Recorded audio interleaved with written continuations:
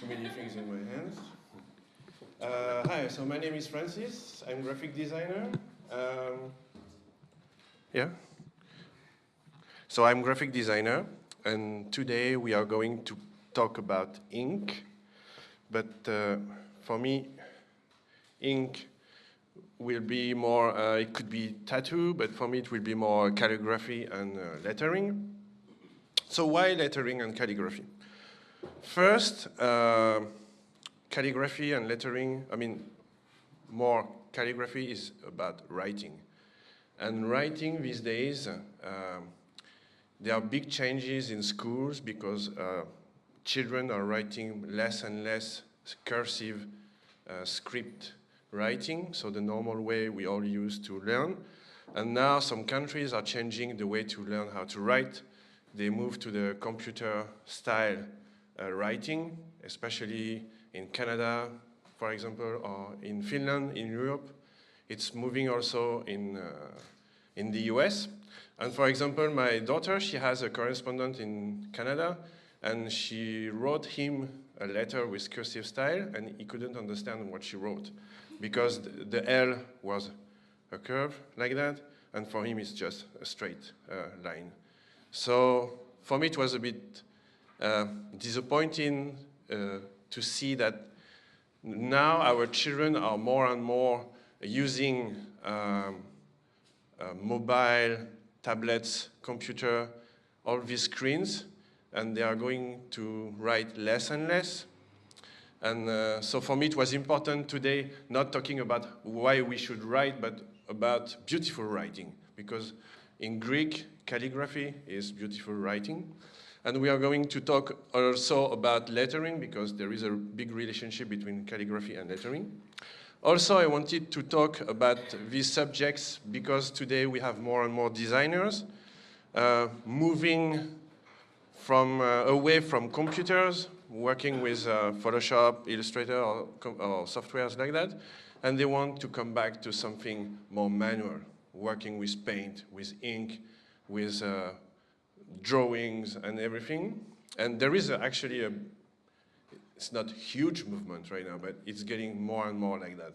So they try to balance more and more their work between what they do by hand and what they do with the computer. And the thing is, the more they work with by hand, the less they want to go back to computer. So we are going to talk about that. So first, what is lettering? It's not typography. Typography is something engineered. It's a whole business in itself. It starts with type design. So first you draw letters, it's true, but then you are going to form them in a way that they are really readable. You want to reuse them in sentences, in paragraphs, in titles, everywhere. So the letters have to work very perfectly well together, which is really important, which is not the case with lettering. Lettering is made for, it's one use. You are going to draw letters just for one circumstance, not for, it won't be reusable. So that's the big difference between the two. And it's not calligraphy also. But here we have a subject in the profession that is a bit strange because, for example, we do, when you work with brushes, you do brush lettering. But actually, it's not lettering, it's calligraphy. But we call it brush lettering. So the difference you have to understand between calligraphy and lettering is lettering would be more drawing letters, where calligraphy would be more writing letters. But you will see today we are going to talk a lot about script lettering and brush lettering, but actually it's writing. But That's a bit complicated. That's the words we use. And if you try to tell a letterer that he's doing calligraphy, he's going to be really upset. And if you say a calligrapher that is doing lettering, he's going to be upset too. So it's never easy. But these people, these professionals really agree on one point, is that typography is really engineering. It's really, it's a totally different job. When you draw letters at the beginning, it's okay, it's just like lettering, but then it's really spending a lot of time, so the curve of the letter is perfect. So some people spend years. I know someone who spent 3.5 years on one font. So, and it's the usual time for a font. For a lettering, it can be half an hour to 1 to 10 days, but it won't be 3.5 years, because actually the client would be upset if it would last so long. Lettering is more taken like craft or design. I say design because you use it a lot in graphic design, but it's also a craft because of what I said before. It's mean coming back to something more traditional. Like you see the picture in the background. It's working more with hands and doing unique things with letters. And calligraphy, from the professionals, is more seen as an art. And you will see later that if calligraphy was first the principal writing we had, now you have artists who use a lot of calligraphy to do fantastic art. So let's have a bit of history quickly. We are going back in let's say it in English, 1454, with the Gutenberg press. The thing is, before Gutenberg, everything was written by scribes, by monks. They were the only people who could write, who knew how to write, and they spent, again, months and years writing books. So I can tell you, when you start a page like that and you are at the last word and you make a mistake, you have to start again from the beginning. And these people, I mean, to write calligraphy, you need concentration. So for them, it was a kind of meditation. They were with God at some point, but also they were concentrated, and they were the only people who could concentrate so long. So that's why they were writing the books. And before, calligraphy was writing. Everything was written with this kind of Gothic style. But when arrived the first press, the thing is we didn't need anymore these people to write books, so they had to change their work. And what they were doing also before, outside of writing, is doing illumination. And after the first presses arrived, they were concentrating more on illustration, more on illumination. And the thing which is really interesting is these people before, when they were writing books, they didn't make a lot of money with it. But doing illuminations, they were making a lot of money. They were really rich. Because people who could buy the books were people who could read. And they were not a lot of people, but they were people who were rich. And these people wanted beautiful books. So they paid a lot, the illustrators, for having really nice illustrations. And they could do stuff like that. So they were still sometimes writing the calligraphy, but they were painting all of this with gold, with different kind of paint. And it was really fantastic work. And people who would buy the book knew that it was unique. And for them, it was a piece of art.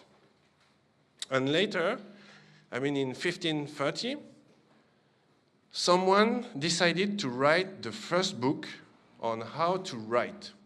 You know what I mean? I mean that before only the monks knew how to write.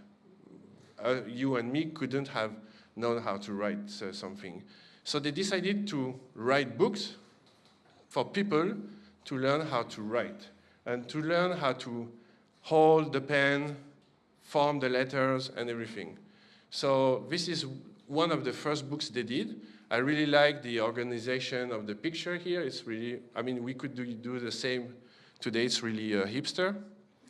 And they were really interesting. And also, you see, less than a century after the first press, the typography is already really good.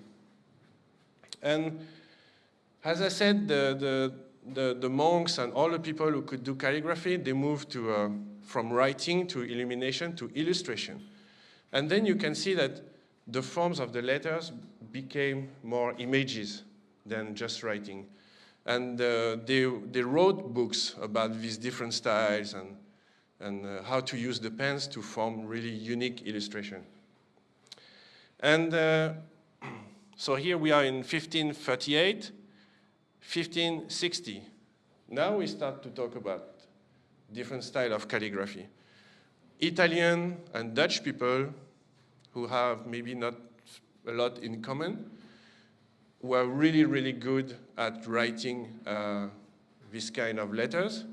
And you can see that they start to put some flourishes or swatches somewhere, but it was still okay and understandable. But it was starting to be more arty than before. And then they decided to add more swatches and more flourishes. And then it was a bit less understandable. But still, they were using very well the pen. I mean, try to do that kind of stuff with a flat pen, you know, where the nib is cut. It's really fantastic. You need to hold enough ink to be able to do all the flourishes in one time. So it was really interesting.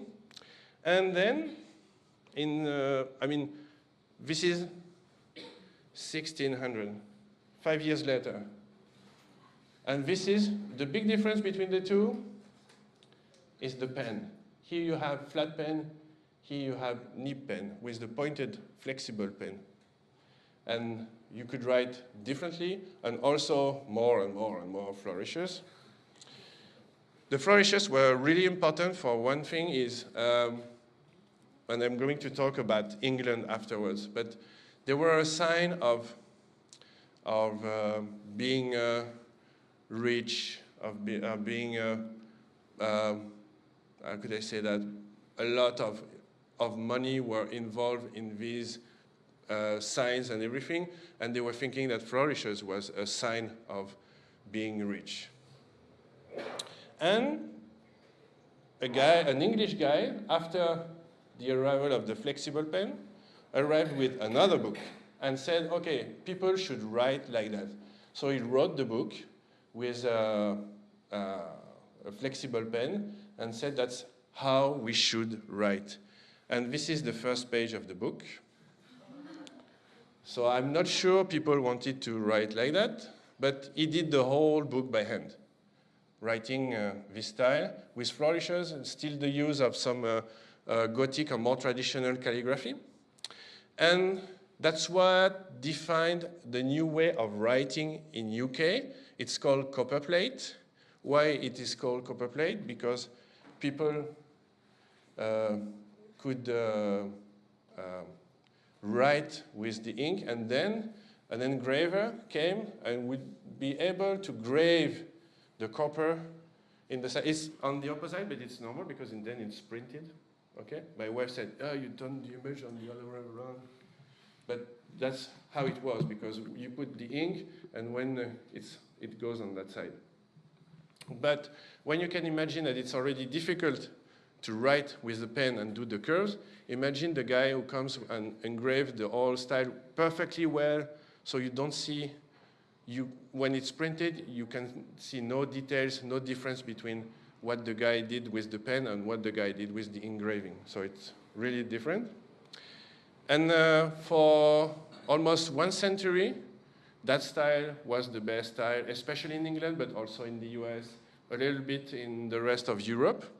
And then arrived another style. This style was made by an American guy called Platt Spencer. And Platt Spencer said, okay, calligraphy is nice, these English people are really nice, but let's try to make it more simple. So he decided to do an alphabet with the different letters and the capitals, and it was distributed in schools, so children could learn how to do beautiful letters. Imagine our children doing these kinds of letters with the pens. They would be a professional calligrapher. And this Spencerian script became really, really famous. And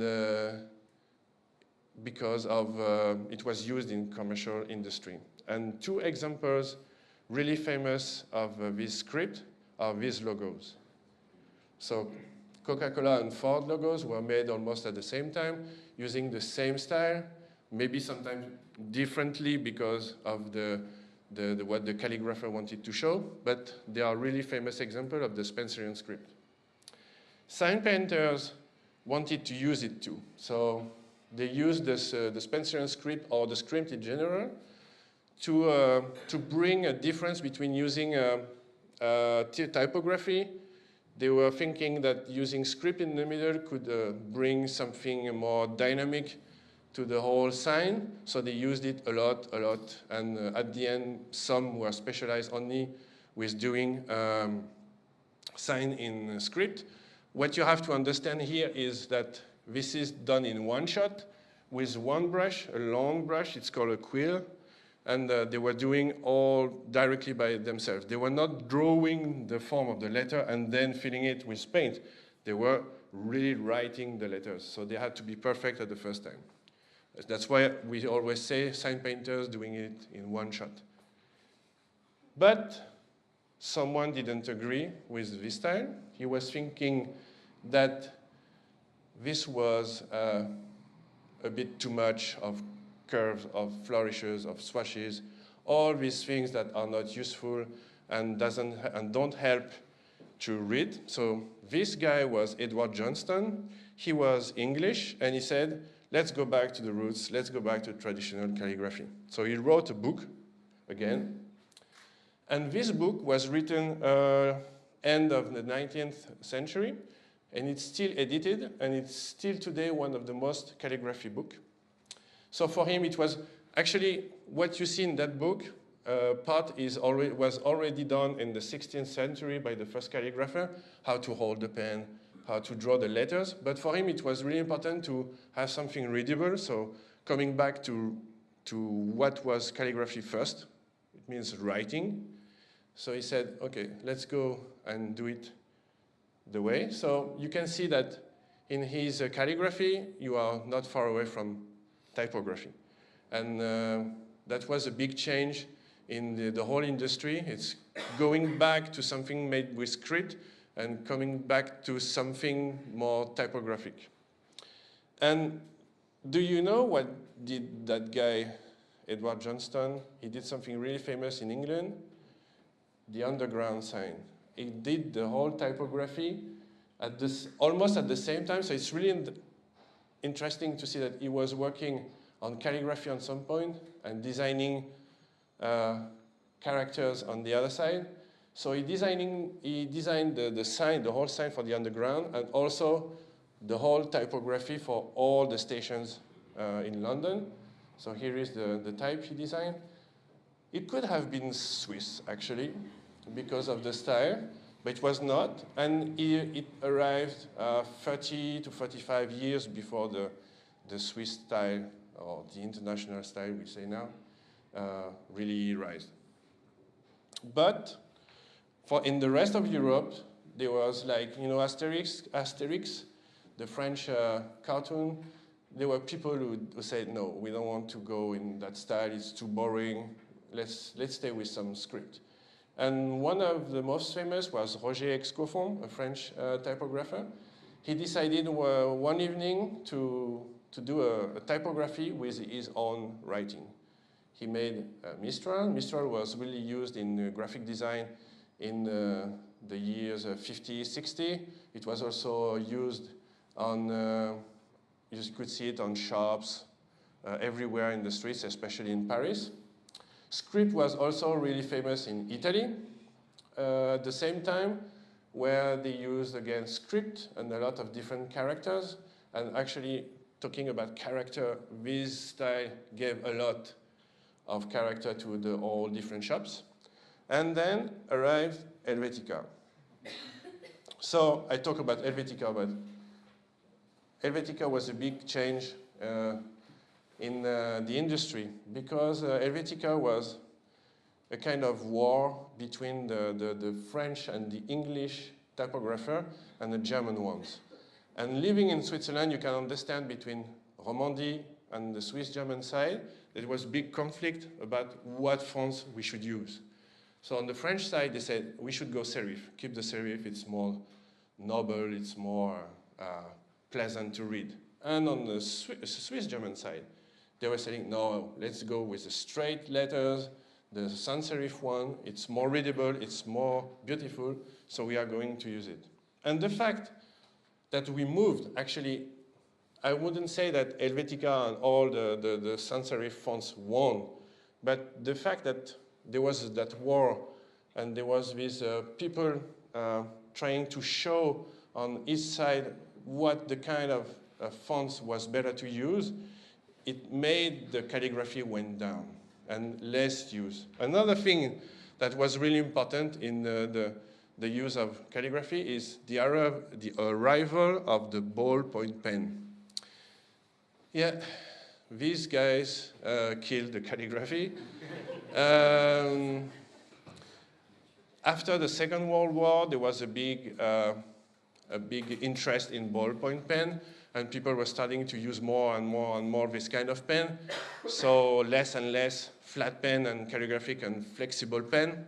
So together, between the rise of typography and the arrival of ballpoint pen, calligraphy went down. Also in the US, the arrival of computers, of a different kind of way to do signs, sign painting went also down, and a lot of people lost their jobs in calligraphy or in sign painting, until a few years ago, where, as I said with the beginning, artists decided to come back to calligraphy and lettering because they wanted to come back to traditions. Not especially to do more manual stuff, but more because they were thinking that what we had now in typography was too boring, and they wanted to bring some new styles, new love in letters. So they wanted to come back to more handcraft work. And also, that's how calligraphy and lettering were back in commercial industry, but we are going to see it also in fine arts. Calligrapher moved from illustration, so they moved from writing to illustration, and then a lot of them moved from illustration to fine arts. So let's see some artists who are working now, you should know. So the first one is Luka Barcelona. Luka Barcelona is Italian. He's about 35 years old, and he's really good at making different kind of style. He's really famous for calligraphy. I'm going to show you a traditional style after that. But he can draw and he can write different styles. So this is written, this is drawn, even if it's script. This is drawn, and this is written. And you can see that his styles are so wide that he can do any kind of work. And he's one of the most famous calligraphers in the world. He can do also really traditional calligraphy. And what I really like with him is traveling the world, everywhere, to know how people practice calligraphy. And 2 years ago, he went to Brazil, stayed there for 6 months with a Brazilian calligrapher who has a different style, and came back and decided to use what he kept from that style in his work. And this is the result. And this result is really, for me, really interesting because it's a mix between graffiti, calligraphy, but also it's not too much traditional calligraphy. So it brings his own identity. Another famous calligrapher, Niels Schuurman, he's Dutch. Again, he can do any kind of work. He can draw fantastically well, as you can see here. Or he can do anything, again, a kind of graffiti style, or a lot more traditional. He's really, really good. He's about 60, 65 years old. So fantastic drawing, but he brought also calligraphy. We don't see him, but he's here painting with I don't know how to say that. You know the thing where you clean your house? And he's really famous in the world with using calligraphy to paint walls, to paint. It's a really simple style, but it's a fantastic pattern. It really brings something. So he's one of the most famous calligraphers now who can bring calligraphy further, somewhere else. And he do also exhibitions from his paintings, so they are really fantastic. If you can go online and check all his paintings, they are really expensive, but he's really, really good. Another one is Seb Lester. So Seb Lester, this is a vectorized work, so done on the computer, but he drew the script mixed with some Gothic, and again, he's English, so a lot of flourishes and swashes, but fantastic work. He's really, really good. You can see online, he does a lot of live videos from him painting. And when you are a calligrapher, you feel really frustrated to see him doing that kind of work. Here again, so these are our posters. He works for brands, and these brands ask him to do different styles. You can recognize what we saw before. So it's really, what I really like about that job is opposite from web design, what I did before. In the web, you always look forward, you always look in the future with new techniques and everything. In calligraphy and lettering, you still use today things that were first made 500 years ago. So it's really fantastic because you feel when you are working on that kind of style, you feel like you are part of history, bringing something to history, keeping something alive. So it's really important and interesting. Another one is Sergei Shapiro. So Sergei Shapiro is doing almost only brush lettering, which is calligraphy, but it's called brush lettering. And he's really famous for that style. He's one of the best in the world. Again, it's really dynamic style. It's, he's really famous working with most of the big brands, like Carhartt. Neil Secretario, again, fantastic work, different style, working with different kind of brush. He can write really easily, he can draw really easily. It's really great. You still recognize some casual script, which was done by the sign painters. So the sign painters were making it with paint, and he does it the same with brushes. A good example of using calligraphy and brush lettering in advertising, so made by Capital One in the US. And the last one is Jackson Alves. So Jackson Alves is a friend of mine, and he will be doing a workshop maybe I think in Switzerland in October, something like that. So if you are interested, just follow me, and you will have updates of when he's coming. Again, working with different brands, different styles, computerized here with Illustrator, fantastic work. If you want to see more, if you need more inspiration, there are books. Hand to Type is one of the most famous books. It's a German book, but written in English. You have interviews, you have essays, and you have a big library of different styles. Script made by Steven Heller and Louis Philly, famous people in the industry. It's a book full of pictures from around the world of different kind of scripts. It's really, really good. If you want to do some lettering, just buy that book. You will have a lot of inspiration. Typography sketchbooks. They are sketchbooks from famous letterers and typographers. Really frustrating also to see how these people can work. On the internet, you have all these communities of graphic designers like Dribbble, Behance, Pinterest, Instagram, and I make a little bit of advertisement for my work, Beautiful Type. And if you want to learn lettering and calligraphy, first, you need to master the rules before breaking them.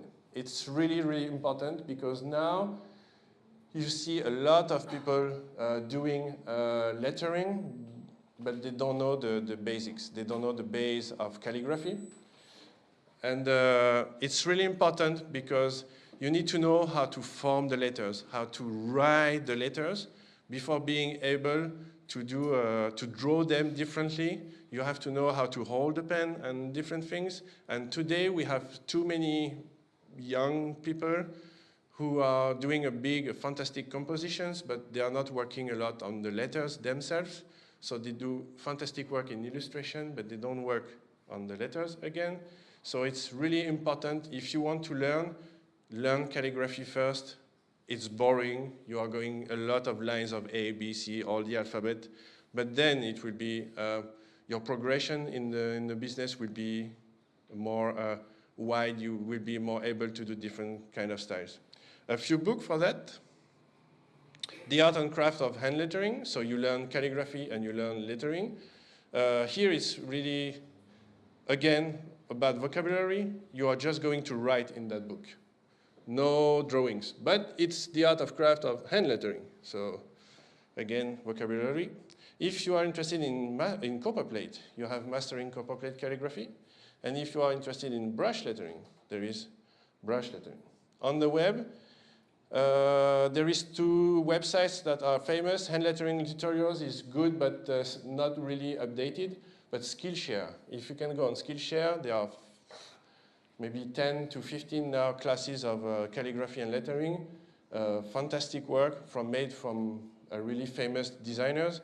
So it's really good. And if you speak French, I created a group last year. We are now more 600 people. And we make challenges every month, working on a typical style, on a typical sentence or words. And we exchange about our work, how we can progress, what are the best tools and everything. So if you speak French, you can join the group. And that's it. Thank you very much.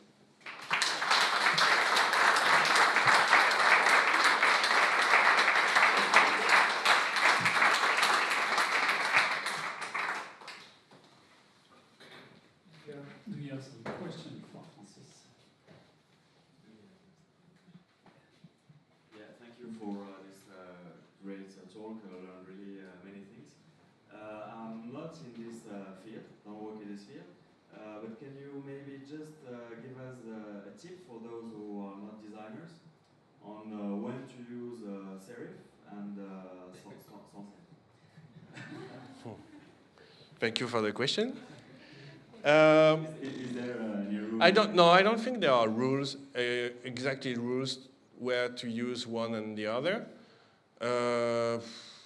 It really depends on the project, on the brand, on the image you want to bring, on readability also. But again, people don't agree today on what is best to read, for example. For example, on the web, you have titles and the body text. And some people will say that body text is better in sans serif, and other people are saying it's better in serif. And the opposite, the same, I would say, for titles. And also the 2 fonts, if you want to use 2 styles, they are to match together. So it's never easy. To my opinion, I would say that a really nice serif style is really good for body text. If you want to read, for example, if you want to read on tablets, on mobiles, on these kind of screens, for me it's more readable, but some won't agree with that. And I like really nice, for example, this tungsten font for titles works perfectly well, but you couldn't use it for body text. So I think it's something you learn with the time. The more you use it, for example, if you have a Kindle or the Kindle app on an iPad or on the Kindle, you can choose if you want a serif font and a sans serif font. You are going to choose what works best for you. So it can be, there are some rules for some people, but for me, I don't know. Maybe just to be more concrete, perhaps. If I send the letter to a régie to find an apartment in Geneva. To what? To a régie Yeah. to find an apartment. Serif. You have to show that you are rich and beautiful and everything. Well, once I read about this sans serif and serif, actually the serif type slows the reading. So basically, if you have to convey some content that require more focus, more concentration, you better write with serif. While sans serif is much for skimming. So if it's something that you want the reader to read faster, use the sans serif. I don't know, I don't remember the reference, but I read this on And there are different surveys.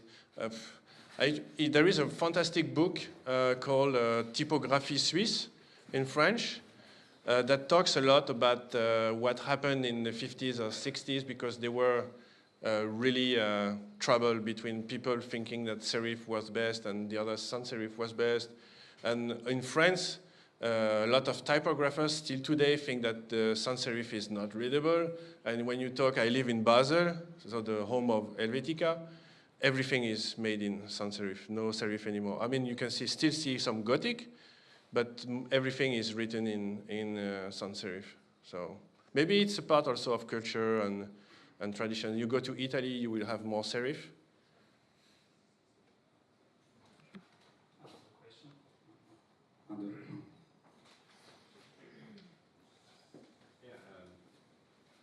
Okay, I think you're right. It's a question of cultures, habits, and maybe personal. It's like art, right? Somebody will look at the Eiffel Tower and say it's amazing, another will look at it and say it's horrible, and then some people will look at the Tour de Pise and say it's tilted, it's horrible engineering, and another will say it's a masterpiece, right? So, and I remember ages ago I was writing my resume, and I had the fun idea to submit it for review to some of these companies that help you do their resume. And one of them said, "Oh, you really need to switch to Arial for this one." And another said, "No, Times is good." Whatever. Everybody has a different perception, and you're right. You pick what looks good for you. I think there's one really important thing is being coherent. Like you pick fonts that match. And never forget that it has to stay readable. Yeah. Also. Don't use Comic Sans. Comic Sans, it's really interesting because Comic Sans is really used for schools, but it's really readable. It's and parents and teachers and everybody like it because they understand it. It's not too cold, they would say, and not too formal. So as designers, we don't like Comic Sans, but it can be really useful in different. It's the same. We choose sans serif or serif depending on the project. I wouldn't use Comic Sans, but it can be perfect for some kind of projects.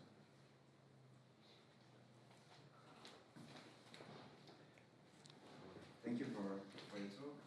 I have a question for more about calligraphy. You talked about the Western world, but is there any barrier or similarities with the Eastern calligraphy, like Chinese or?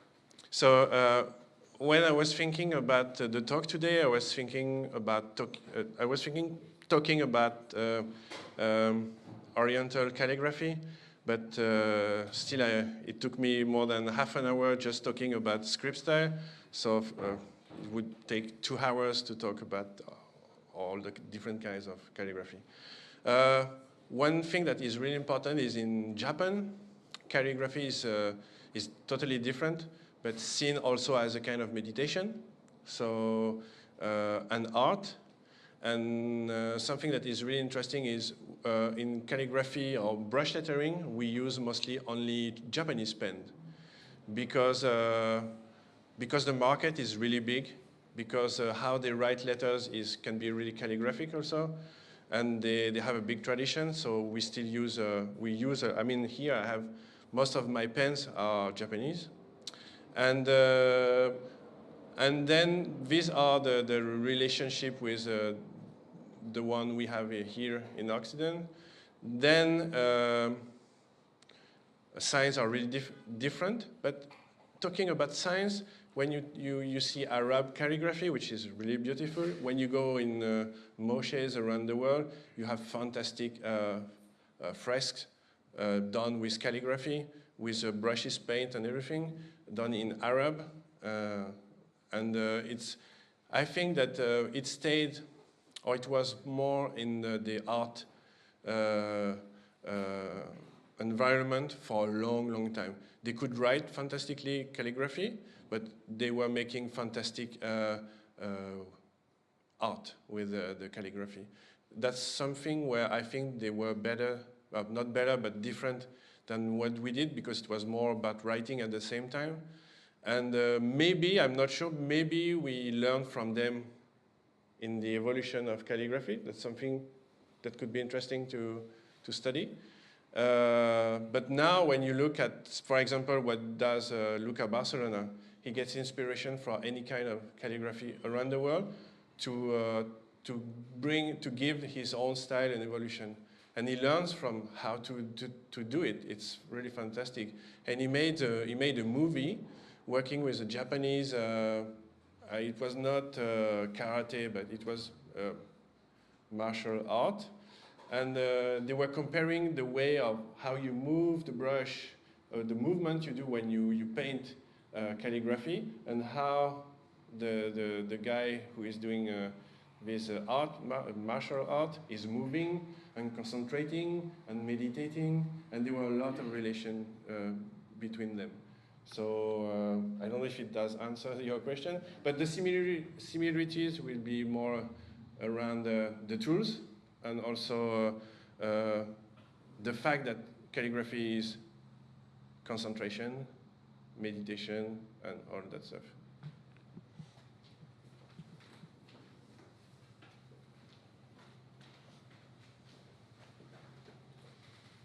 You mentioned that there is a renewed interest in calligraphy and in writing beautiful letters, but at the same time you mentioned that your daughter is communicating with beautiful L's, and that this is not understood anymore by some people in other cultures.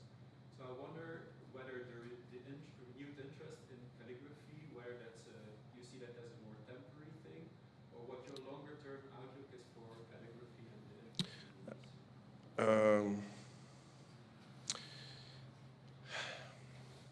I would say that in Europe, we have a strong experience and history with calligraphy, though it will be hard to move from people at school. It will be hard to move from cursive script to, I would say, computer written letters.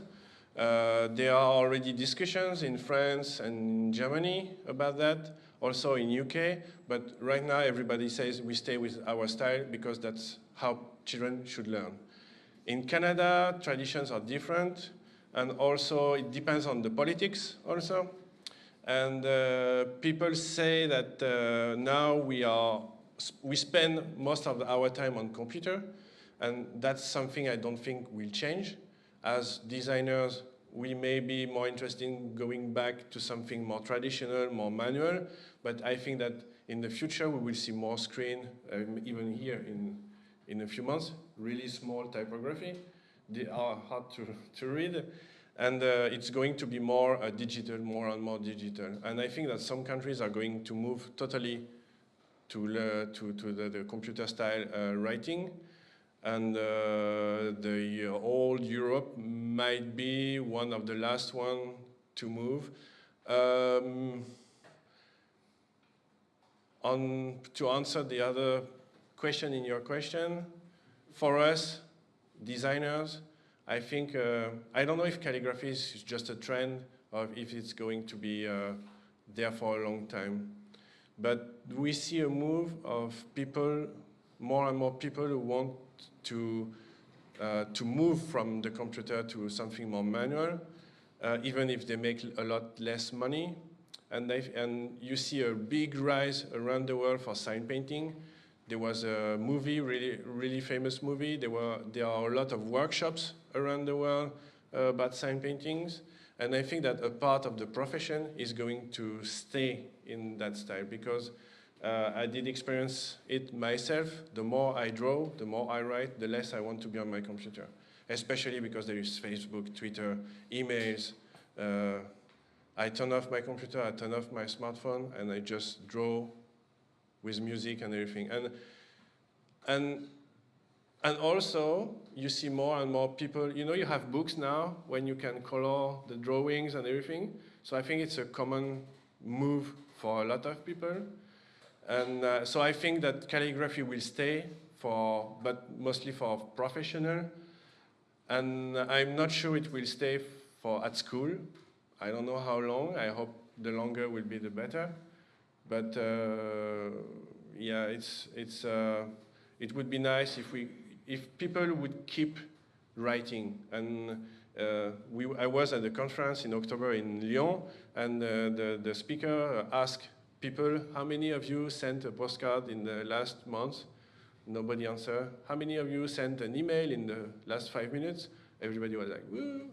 So things are changing. I think we have to go forward, but also don't forget the traditions. And I don't know how big will be that part of the work in 10 or 15 years. I hope it will stay like that. But also it depends on the clients also.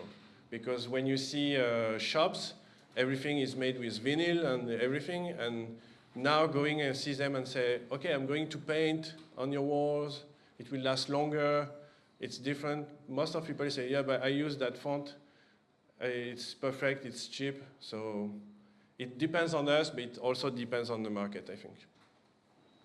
Thank you, Francis. If you have more questions, you can ask Francis with a coffee.